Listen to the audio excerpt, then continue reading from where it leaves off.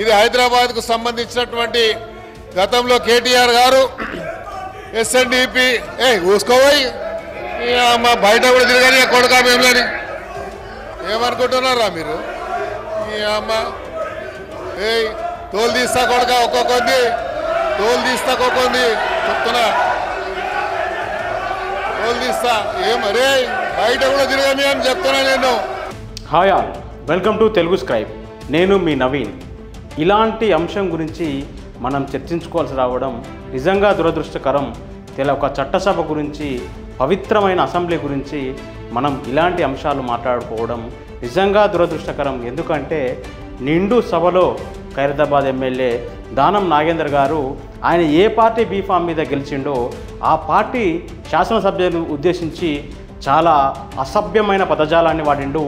ఇంత జరుగుతున్నా కానీ గౌరవ స్పీకర్ గారు ఆయనను నిలువరించాల్సిన బాధ్యతను మర్చిపోయినా. మరి సభ్యులకు మాట్లాడే అవకాశం ఉంటుంది, సభ్యులకు ఆ ప్రొవిజన్ ఉంటుంది, దాన్ని ఎవరు కాదనరు, వాళ్ళ హక్కులను ఎవరు కాదనట్లేరు.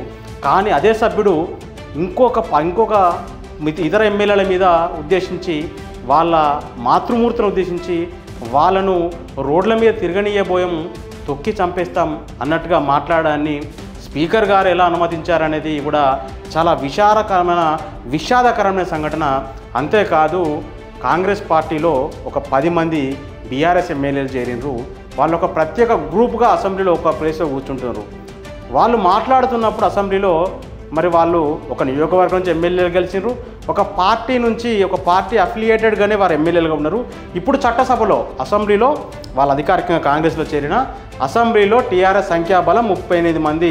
అసెంబ్లీ అఫీషియల్ వెబ్సైటే కాదు, ఇటీవల స్పీకర్ గారు చేసిన అనౌన్స్మెంట్లో కూడా అసెంబ్లీలో బీఆర్ఎస్ శాసనసభ సభ్యుల సంఖ్యాబలం 38 ప్రకటించారు. ఆ 38 మంది సభ్యులకు ప్రపోర్షనేట్గా ఎంత టైం వస్తుందో అంత టైం బీఆర్ఎస్ పార్టీ కేటాయిస్తున్నారు. ఇప్పుడు దానం నాగేందర్ గారు హైదరాబాద్ అభివృద్ధి మీద చర్చలో మాట్లాడుతున్నారు. ఆ టైంను కూడా బీఆర్ఎస్ సభ్యులు మాట్లాడిన టైంలోనే వేస్తున్నారు.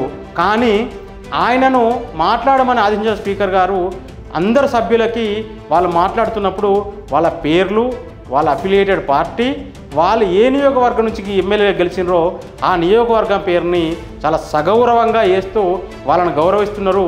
మరి నిన్న కడియం శ్రీహరి గారు ఎస్సీ ఎస్టీ వర్గీకరణకు సంబంధించిన సుప్రీంకోర్టు తీర్పు వస్తే దాని మీద మాట్లాడినరు. దాని మీద ఆయన దాదాపు 3.5 నిమిషాలు మాట్లాడితే 1 నిమిషం సేపు ఆయనను సభలో చూపెట్టిర్రు. మిగతా 2.5 నిమిషాలు స్పీకర్ గారిని మాత్రం చూపెట్టిన చైర్లో. అంటే అప్పుడు హౌస్ చాలా గందరగోళంగా ఉండే బీఆర్ఎస్ సభ్యులు నిలబడి ఆందోళన చేస్తున్నారు. కాబట్టి స్పీకర్ గారిని చూపించాలనుకుందాం. తర్వాత 1 నిమిషం సేపు గౌరవ సభ్యుడిని కడియం శ్రీహరి గారిని చూపించినప్పుడు ఆయన స్టేషన్ గణపూర్ నుంచి ప్రజెంట్ బీఆర్ఎస్ ఎమ్మెల్యేగా ఉన్నాడు. మరి అక్కడ ఆయన పేరుని ఎందుకో డిస్ప్లే చేయలేదు. ఈరోజు ఉదయం దానం నాగేందర్ గారు స్పోర్ట్స్ పాలసీ మీద కూడా మాట్లాడినారు. అప్పుడు కూడా ఆయన పేరు డిస్ప్లే చేయలేదు. ఇప్పుడు ఆయన హైదరాబాద్ ఈరోజు సాయంత్రం కూడా ఆయన హైదరాబాద్ అభివృద్ధికి సంబంధించిన షార్ట్ డిస్కషన్లో ఆయనకు స్పీకర్ గారు అవకాశం ఇచ్చారు. ఆయనకు బీఆర్ఎస్ సభ్యునిగా అవకాశం ఇచ్చారా, కాంగ్రెస్ అనుబంధ సభ్యుడిగా అవకాశం ఇచ్చారా అది వారికే తెలియాలి. కానీ ఆయన సభను ఉద్దేశించి, అంటే సభ్యులను ఉద్దేశించి ఆయన మాట్లాడిన మాటలు మాత్రం చాలా విచారకరంగా ఉన్నాయి. అట్లనే ఎన్నడూ లేనంత డెమోక్రటిక్గా అసెంబ్లీ నడిపిస్తున్నామని ప్రభుత్వం చెప్తుంది.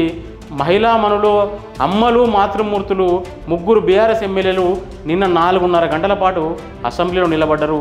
కనీసం వారికి 1 నిమిషం మైకిచ్చి వారి గోడేంది, వాళ్ళ గోషని చెప్పుకునే అవకాశాన్ని సభ కల్పించలేదు. అంతేకాదు, నిన్న సభ బయట సీఎం ఛాంబర్ ఎదుట బీఆర్ఎస్ ఎమ్మెల్యేలు ఆందోళన చేస్తుంటే వాళ్ళను మార్షల్స్ మోసుకొని పోయినరు. ఇంతవరకు సభ లోపలనే మార్షల్స్ డ్యూటీ చేయడం చూసినాం. ఈ సభలో కొత్తగా సభ బయట కూడా మార్షల్స్ డ్యూటీ చేసినారు. అంతకుముందు సభ నుంచి వాకౌట్ చేసావు, సభ నుంచి బయటకు వచ్చిన ఎమ్మెల్యేలు ల్యాబీల్లో కూర్చున్న సంఘటనలు, తెల్లవారులు ఆందోళన చేసిన సంఘటనలు ఉమ్మడి ఆంధ్రప్రదేశ్ చరిత్రలో ఉన్నాయి.